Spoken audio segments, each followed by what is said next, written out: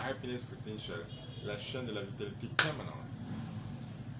Nous allons voir dans les minutes qui suivent pourquoi la testostérone qui est faible est la cause de beaucoup de cas de fatigue pour les travailleurs dans les entreprises, les chefs d'entreprise, les cadres d'entreprise.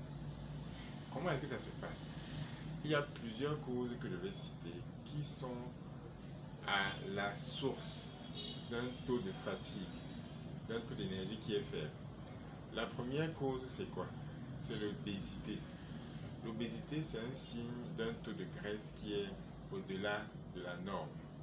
Et l'obésité veut simplement dire un taux de graisse qui est élevé. Et plus le taux de graisse est élevé dans le corps, ça veut dire que le corps fabrique plus une particule qu'on appelle aromatase. C'est une enzyme. Et l'aromatase, en sa présence, lorsqu'il y a l'aromatase, la testostérone se transforme plus en estrogène. La testostérone se transforme de plus en plus en estrogène en présence de l'aromatase. Donc, de manière facile pour comprendre, plus il y a de graisse dans le corps, plus il y a d'aromatase et plus il y a d'estrogène. Donc, l'obésité facilite la baisse de testostérone. Deuxièmement, il y a un taux de graisse élevé dans le foie. Avec l'abondance maintenant de la transformation des aliments transformés, des personnes qui consomment beaucoup plus de sucre, de sel, d'aliments transformés, d'aliments trop cuits, le foie souffre beaucoup.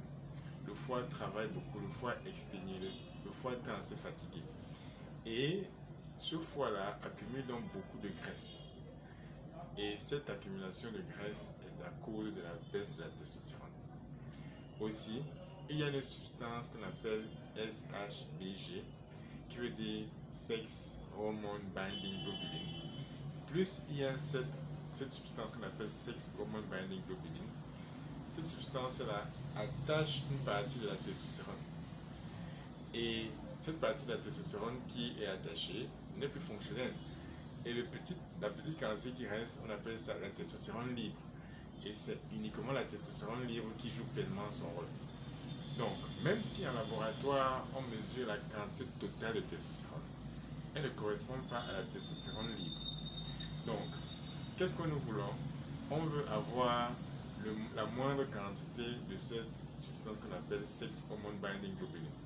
Donc, plus il y a ce Sex Hormone Binding Globulin à cause d'un foie qui est défaillant, moins on aura de testostérone et moins on sera apte à fournir de l'énergie. Ensuite, il y a des aliments qui contiennent beaucoup de phytoestrogènes, comme le soja. Le soja est un aliment industriel mondial, avec beaucoup d'ajouts artificiels. Mais en même temps, c'est un aliment qui contient des phytoestrogènes. Donc, les personnes qui consomment beaucoup de soja et d'aliments à base de soja sont à même d'accumuler un taux d'estrogène élevé dans leur corps. Donc, on peut aussi parler en termes de source d'un faible taux de testostérone, d'un taux d'insuline qui est élevé. L'insuline qui est élevée, ça veut dire quoi? Ça veut dire que le corps fabrique de l'insuline, mais n'arrive pas à la transformer à l'intérieur de la cellule. Donc, taux d'insuline élevé veut aussi dire taux de sucre élevé dans le corps et taux hormonal aussi dans le corps. Et plus il y a d'insuline, moins il y a la testostérone dans le sang. Un autre facteur, c'est le cholestérol. Beaucoup de personnes qui souffrent de maladie d'hypertension, par exemple, on leur recommande de baisser leur taux de cholestérol. Ils consomment beaucoup d'aliments qui baissent la quantité de cholestérol. Or, le cholestérol, c'est la matière première de la testostérone et d'autres types d'hormones.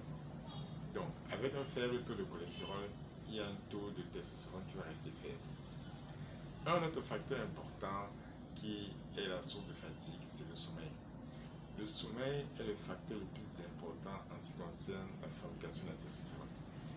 Il est de loin le plus important. Donc, dormir moins de 6 heures par nuit nous expose à un dérèglement hormonal. Or, pendant que nous dormons, on rétablit cet équilibre hormonal, notamment la deuxième partie du sommeil. Ensuite, comme autre facteur, il y a l'hypogonadisme. L'hypogonadisme correspond à la baisse de volume des testicules chez les hommes. Et la baisse des testicules chez les hommes correspond à une baisse de nutriments essentiels qu'on appelle ici les zinc et la consommation justement de toxines qui contiennent, en fait, qui justement baisse la quantité d'hormones qui est produite. Donc, faible taux de zinc dans le sang correspond donc à cette fabrication de, en fait, cette transformation des testicules en petits testicules. Donc voilà quelques éléments qui sont à l'origine d'un faible taux d'énergie pour les travailleurs, pour les chefs d'entreprise, les cadres d'entreprise, les taux professionnels. Donc voilà quelques éléments, quelques tips qui vont t'aider à transformer ton mode de vie, à changer d'alimentation et à doubler ton type d'énergie. C'est Simini, fondateur de Happiness Potential, nutritionniste. À bientôt pour la prochaine vidéo.